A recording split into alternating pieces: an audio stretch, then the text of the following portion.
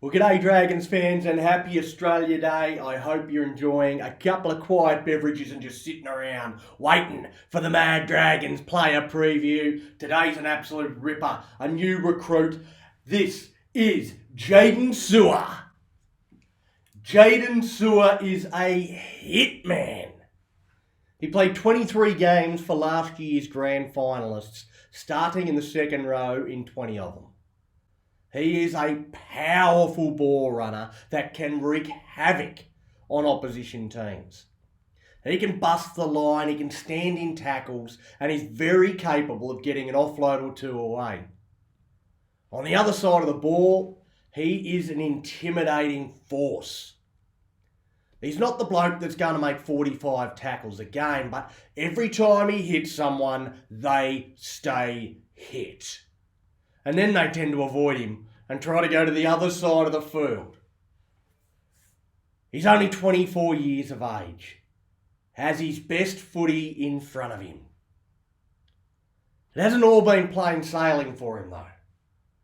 He looked a real rising prospect at the Broncos, but he really struggled in 2019 after Wayne Bennett left the club. And it was no surprise that he followed the Supercoach to South and found his form. Sewer was so impressive for the Bunnies that he earned a call-up to play State of Origin footy for Queensland. This has to be one of the concerns for Dragons fans. The only time Sewer was coached by anyone other than Wayne Bennett in the NRL, he really struggled, averaging 50 metres per game with less than 20 tackles per game. Can anyone other than Wayne Bennett get the best out of Sewer? The other query around Sewer has to be his consistency. He had some truly unbelievable performances last year, such as a game against the Warriors where he scored 2 tries, busted tackles for fun, and ran for 222 metres. He showed he can do that against quality opposition as well, with a wonderful performance against the Roosters in round 24. But then he'd have other games where he'd run for 50 metres or less, and you'd barely notice him. He's younger, faster, bigger and stronger than Tarek Sims.